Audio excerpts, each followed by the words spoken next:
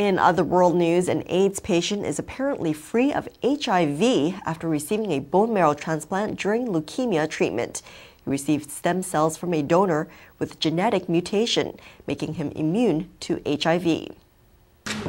These German doctors have witnessed what could be a medical breakthrough. They've been treating a leukemia patient at the Benjamin Franklin Clinic in Berlin, and part of the therapy was a bone marrow transplant. But the man, a 42-year-old American living in the German capital, also has AIDS. After receiving the transplant, amazingly it seems he's no longer HIV positive, a story that's made front-page news in Germany. Dr. Gero Hütter, who's a leukemia specialist, is the doctor who treated him. He replaced the patient's bone marrow cells with stem cells from a donor who has a genetic mutation that prevents them catching HIV, the virus that causes AIDS. The treatment, the stem cell transplant, was carried out to treat the leukemia and not to treat the HIV infection. If you like, that was a side effect. We would have carried out the stem cell transplant anyway, even if we hadn't found a suitable donor with the mutation. The patient hasn't taken antiretroviral AIDS drugs for almost 2 years. But the doctors still haven't been able to detect HIV in his blood. But the unusual medical side effect of this case won't change treatment for HIV sufferers. This is because the therapy has such a high mortality rate that it can't be justified ethically other than in this special situation where the patient has to have a transplant due to another illness. I say this in order to reduce false hopes. Doctors are still a long way from finding a cure for AIDS, and this case doesn't change that. But it's hoped this discovery could open up new avenues of research as scientists work towards finding a way to tackle HIV.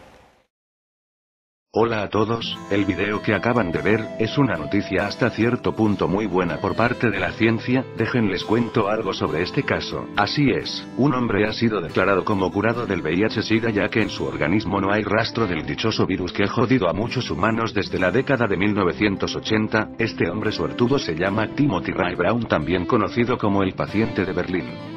Su cura fue inesperada por quienes lo estaban atendiendo ya que ellos se enfocaban a tratar la leucemia mieloide aguda. En un principio, los médicos lo trataron con altas dosis de quimioterapia, pero cuando estas no surtieron efecto, recurrieron a un trasplante de células madre de médula ósea en 2007.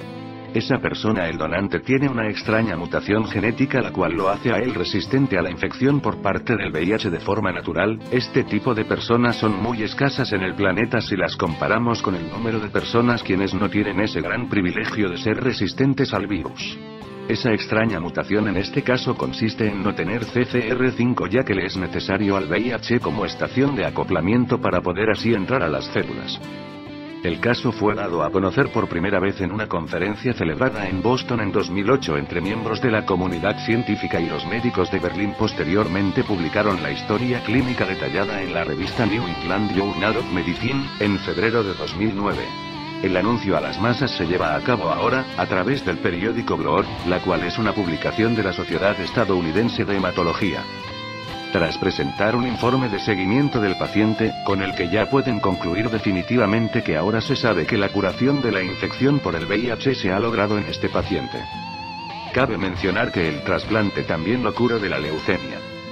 Ahora tengo que aclarar algo para no generar malos entendidos. Esta noticia por algo dije que hasta cierto punto era buena, al menos hasta ahora. Esto no significa que la cura del VIH-Sida haya sido descubierta para tratar a todos los infectados que hay a nivel mundial, los cuales son aproximadamente 33 millones.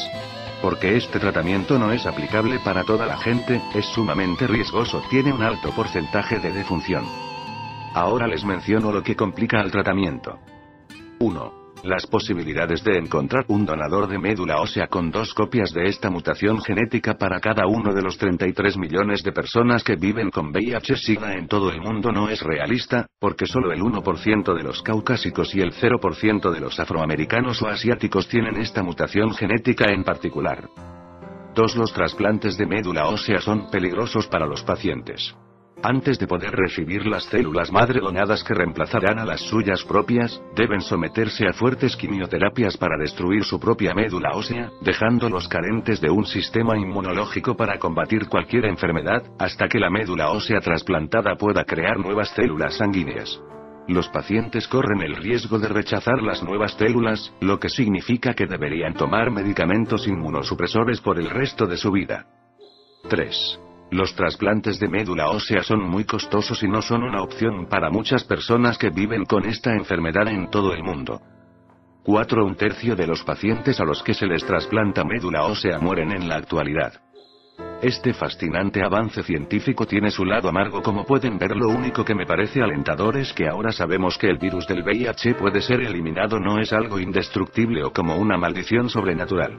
Este tema del VIH-Sida ha provocado la estigmatización de quienes lo tienen y eso se debe a la ignorancia y prejuicios de la gente que suele juzgar.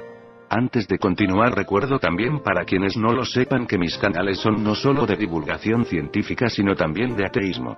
Por lo tanto, ahora los religiosos y sus paranoicas afirmaciones de que el virus del VIH-Sida nunca de los nunca tendrá una cura porque es un castigo de su jodido Dios, a los cuales ellos llaman el ser más bueno del universo, o como los ateos le llamamos el Dios que inventaron los hebreos y nada más, de existir ese ser mágico y muy bueno o cualquiera de los otros tantos dioses adorados antiguamente o aún en estas épocas o sus castigos, es algo que se podría llamar algo tremendamente estúpido y animal, ya que si su objetivo era castigar la diversidad sexual.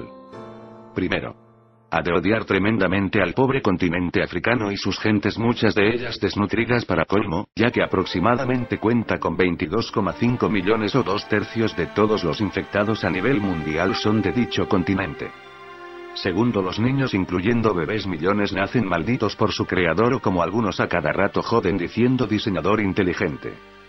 Tercero, la cantidad de personas infectadas las cuales no han cometido adulterio son realmente enormes, sobre todo en países machistas donde los hombres engañan a la esposa con otras gentes para luego infectarlas a ellas. O mismos casos en viceversa, aunque menos frecuentes. A continuación, algunos datos estadísticos que obtuve del resumen de los hallazgos principales del informe de ONU-SIDA sobre la epidemia mundial de SIDA 2010. En 2009, aproximadamente 370.000 niños nacieron con el VIH, con la que se elevó a 2,5 millones el número total de niños menores de 15 años que viven con el VIH. El número total de niños de 0 a 17 años que han perdido a sus padres debido al VIH aumentó a 16,6 millones en 2009. Desde el inicio de la epidemia, más de 60 millones de personas se han infectado con el VIH y casi 30 millones de personas han fallecido por causas relacionadas con él. 1 de cada 4 defunciones relacionadas con el SIDA se produce a causa de la tuberculosis, una enfermedad prevenible y curable. Ahora antes era incurable, ahora ya no lo es gracias a la ciencia. Las nuevas infecciones por el VIH se han reducido en casi un 20% en los últimos 10 años.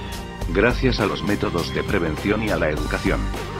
Y para rematar, a los religiosos que alegan que el VIH-Sida existe por culpa de la homosexualidad, les informo que de hecho actualmente la mayor cantidad de gente que tiene dicha infección es heterosexual. Por ejemplo, en África la orientación heterosexual es la que está relacionada al incremento del virus. La homosexualidad en países occidentales, más específicamente en Estados Unidos, fue considerada como necesaria para la infección, cosa que agravó la situación por tal ignorancia. En los años 80 de 1900 provocó que el SIDA se propagara entre heterosexuales, más aún porque en aquellos años el uso del condón era casi inexistente o apenas iniciaba para prevenirse de este virus y se pensó que solo los homosexuales eran quienes se contagiaban. La transmisión del VIH vía heterosexual es la más frecuente en la actualidad. La última actualización de la noticia es de 3 julio 2008, eso lo notifica la página médica vivirmejor.es. Si el Dios de la Biblia o cualquier otro hubiese querido castigar a los homosexuales desde el punto de vista ateo, no hizo un buen plan de ataque. Solo una pendejada absoluta, algo parecido al relato del Arca de Noé, en donde mata a lo pendejo a todo lo que se le atraviesa prácticamente, menos a sus elegidos, y todo para no mejorar ni madres la jodida situación que se supone quería mejorar. Es un justo castigo para una conducta sexual incorrecta. Eso dijo la fanática religiosa, Madre Teresa. Sobre el SIDA. ¿Se imaginan a Jesús creando el virus del SIDA? Ja ja ja ja. Ja. Y por cierto, estoy seguro al 100% que la cantidad de infectados por SIDA han sido muchísimo más personas que son creyentes que personas ateas. Para eso no se necesitan estadísticas, es tan obvio. Estoy seguro que hay similitud a las estadísticas entre personas en la cárcel creyentes y ateas, donde los ateos estamos muchísimo más cerca al 0% en cuanto a presencia en las cárceles que los creyentes, que son bajita la mano 95% en ellas. Eso es a lo que los creyentes llaman un Dios de amor.